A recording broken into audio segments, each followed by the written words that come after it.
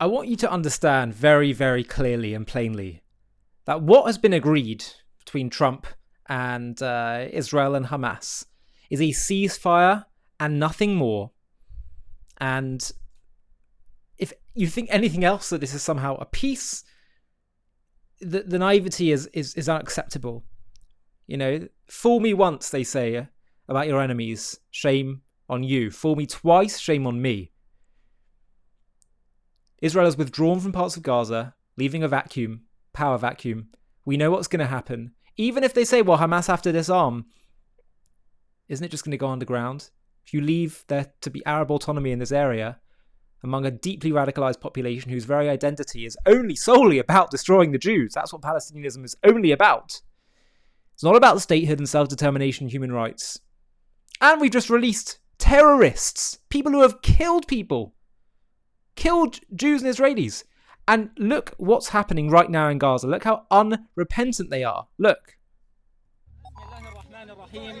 ما من رسائل توجه إلى العدو الصهيوني إنما هي النصيحة فنحن نترك له المجال للهجرة الطوعية عن أرضنا وعن فلسطيننا المباركة فتمة وقت ليس بالكثير أمامه ليغادر أرضنا فهو أمام خياران لا ثالث لهما إما الرحيل والهرب عن أرضنا وإما أن نحتمله ليكون في باطل الأرض تحت أقدامنا قتلى وأموات بإذن الله تبارك وتعالى أما رسالتنا لأبناء شعبنا وأبناء أمتنا فنطمئنكم نحن بخير وبألف خير وحذار أن يتسلل اليأس إلى قلوبكم وإلى صدوركم من حجم الجريمة التي ارتكبها العدو الصهيوني فهو أراد أن يحدث في عقولكم كيا للوعي بهذه الجريمة نحن بخير وبألف خير You know what's amazing is that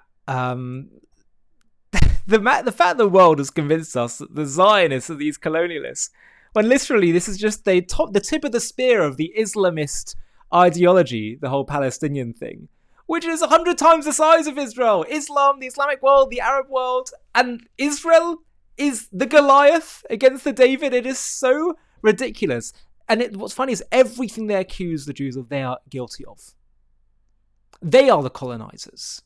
They are the apartheid creators. They are the ethnic cleansers. They are the fascists. They're the genociders. It's unbelievable. Unbelievable. Listen to Ibrahim. And you'll understand this is the next generation in Gaza. And they're going to grow up exactly the same way. إبراهيم ليش ماسك البارودة؟ عشان حرر القدس. بدك تحرر القدس؟ يا الله أنت بدك تحررها؟ يا شيخ والله ما أنت محرر باب دارنا يا زلمة الله يسود وجهك. كيف بدك تحررها؟ هذا كذب بطخش. بالك بطخش هذه كذب كده حررها. احكي لهم كيف بدك تحررها. السلاح. إبراهيم ليش ماسك. How deeply, deeply sad. By the way, a slightly amusing thing. Yosef Haddad has pointed out that a fisherman in Gaza caught a large harmless whale shark, but it's an endangered species, and put it on display in Khan Yunis as a trophy for their street celebrations. Whereas Greta doesn't she care about the world and the environment anymore?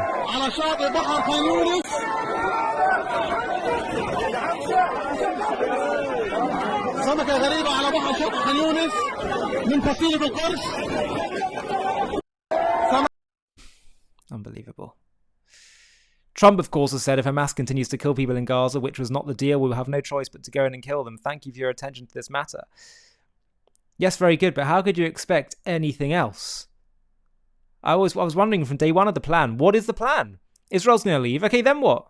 Well, we're going to have an Arab peace board. Who's taking control here? And how now that Hamas has taken control, how are you going to seize control and have this peace board run in Gaza without having another war in your hands? Have a look at this. They're innocent Palestinians, quote unquote, already celebrating and cheering on Hamas, calling them heroes who bravely fought Israel. يلا تخربوش هالمرة اوكي يلا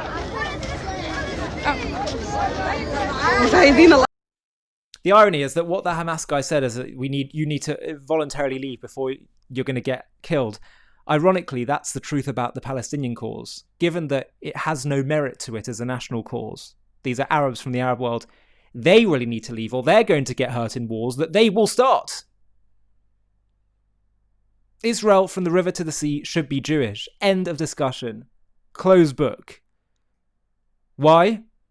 Not because of all the brilliant arguments we can give legally, historically, biblically, indigeneity, or because of the blatant falsehood and cynicism of the Palestinian cause.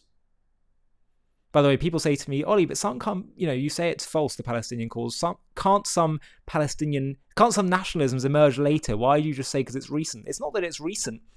It's that it's only about destroying Israel. It's cynically created to destroying Israel. They wouldn't care if some other Islamic country or nation came and took it over. In fact, even if, God forbid, if all the Jews in Israel converted to Islam, God forbid, then I think they would put down their swords and weapons. So from every angle, you can make a great case, but the one case that we need to be making, that overrides everything, is that God gave this land to the people of Israel. The God of Israel gave it to the nation of Israel. That's what they say. They say it's our land by Allah. We should be saying the same thing. I've been saying this for a while. It's amazing that actually the two things that our enemies do, Israel needs to be doing. Number one, uncompromising strength and vision. We should be uncompromising. They say from the river to the sea, so should we. Number two, they invoke the name of God in what they do. So should we. That's what we need to be doing. Not complicated at all. This one is really, really gut-wrenching.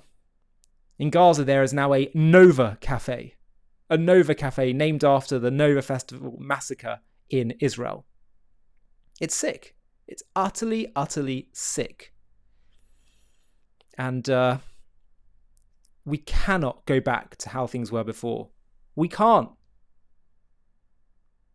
I really hope we don't tolerate that. There's now been a breach of the ceasefire by Hamas. This means Israel should now go in and finish the job and never leave Gaza again. That's not the message coming out of our leadership.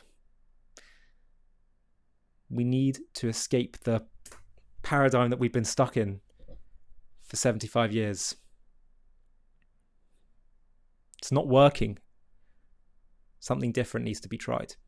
Before we wrap up, I want to share something important with you. The entire anti-Israel movement is built on one central accusation, that in 1948, Israel stole the land, and ever since, Palestinians have simply been resisting. But what if everything we've been told about this story is untrue? What if the real history of 1948 shows not Arabs being forced out, but Jews, while seeking peace, having to fight for their survival against a genocidal enemy that willed its destruction long before Israel's re-establishment? Have a watch of the trailer for our new, groundbreaking and essential documentary entitled What Really Happened in 1948. And if you want to see the full film, just click the link in the video description. In 1948, the world witnessed the rebirth of the Jewish state, the State of Israel. A moment celebrated as a miracle of survival and self-determination after centuries of persecution and the horrors of the Holocaust. Yet for decades, this event has been twisted into a narrative of theft and catastrophe, with the so-called Nakba portrayed as Israel's original sin, where Jews allegedly stole Arab land and displaced innocents in a premeditated act of ethnic cleansing. But what if this story is fundamentally inverted? What if the cause and effect are the other way around? Not Israel aggressively seizing territory and Arabs responding in self-defense, but Arabs, driven by deep-seated hatred, rejecting the Jews' legal and historical rights to live in their ancestral homeland and waging a genocidal war long before Israel's re-establishment. In this JTV Plus documentary, we're going to uncover the unvarnished truth about 1948, the centuries of pogroms and anti-Semitic violence that set the stage, the Arab leaders' explicit calls for extermination, and the defensive war Israel fought to secure its existence. We'll challenge the pervasive lies head-on, showing how Arab rejection of peace wasn't about creating a Palestinian state, but about denying Jews the right to live at all. From the Nazi-allied leader of the Arabs in Palestine, the Mufti al-Husseini, to the forgotten occupations by Jordan and Egypt, where no Palestinian state was even considered, this is the story of a conflict rooted not in displacement, but in whether the Jews deserve to live in their homeland. Join us as we debunk the myths with facts confront the historical record fairly but firmly, and reveal why 1948 was not an act of aggression, but a righteous response to annihilation. This is what really happened in 1948. To watch this JTV Plus documentary and access much more premium content, click on the link in the video description.